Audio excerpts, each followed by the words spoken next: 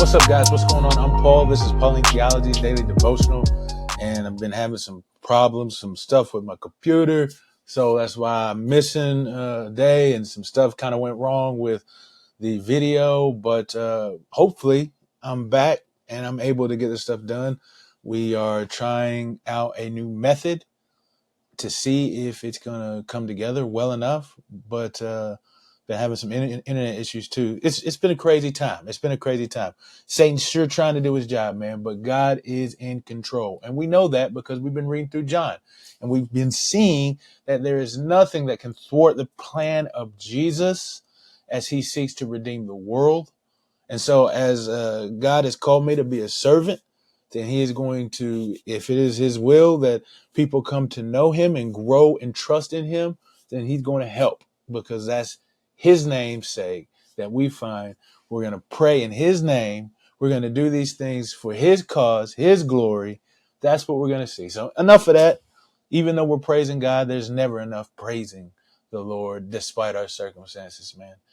But let's go ahead and jump on into it, man. If you haven't read, we are in John chapter 14, verse 7. John chapter 14, verse 7. Check it out, see what I say. Come back and we will answer the questions. If you've already read, then we're going to answer these questions, man. We're going to talk about the things that we need to talk about to understand the scriptures so that we can better live our lives for the glory of God. What's going on here?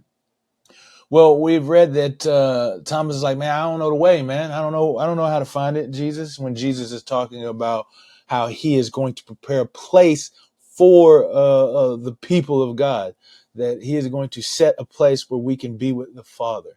And he's like, and you know the way. And he's talking about his life, the lifestyle he knows. He's talking about who he is.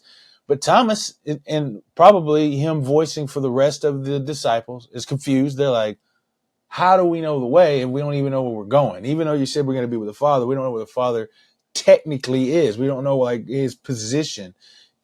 And so he's like, how do we know the way? And Jesus says, man, I am the way. This is that powerful verse that we see. And we see, he says, he's the truth and the life. And we talked about what that means, how he is the one who walks in earth. He one who walks. He's the one who does walk in the path of righteousness and then dies on the cross so that we might have a connection or reconnection or redemption with the Father. And that is the first thing that the way means, but it's also the lifestyle example that he lives, as he says that we need to do the things he's done, which is he has humbled himself to even wash the feet of Judas, having Judas as the star of the meal, the honored guest. Jesus still does those things to people he knows is going to betray him. That's the way in which we should live. But we also recognize he's the truth. He is the perfect representation of who the Father is, of who Yahweh is on earth. And he is walking that truth out so that we see him and recognize him and know him. And then he is the life also, that he is the one who can bring that relationship to the Father. He's the one who can give us eternity to live beyond the grave. That is who he is. He is the life. And then he finishes by saying no one can come to the Father but by him, that he is the only connection that we can have to the Father. And he's been talking about that many times through, as he says that he is the perfect image. He is the Son, and that anything that he does is what the Father does. It doesn't matter what it is. This is what the Father is doing, and he does it. That goes back to that truth. He's a perfect representation. And so he says the only way that you can know the Father is to know him. And if you've seen him, then that's what we're about to say. It says, and if you knew me, he says, you know the Father. If you know me, you know the Father. And he says, and if you know the Father, now you have seen him. Oh, that's tough right there. Jesus is claiming deity, like as he says the demonstration of what he is doing, the way that he lives is such a perfect representation of the Father that as you look upon him, as you gaze upon him, as you see his deeds, his works, his actions, his signs, then you see the Father. So what is this saying about God? Well, I think what it says is that Jesus is God. He's Yahweh, the perfect image, the representation of who the Father is. That is who Jesus is.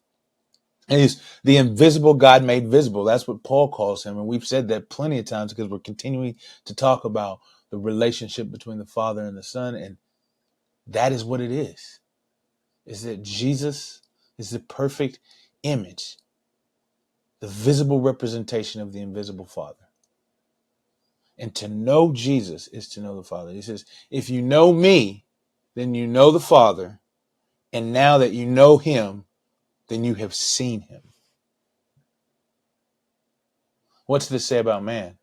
Is that we see the Father through Jesus. You want to know what the Father's heart is? Look at Jesus' heart.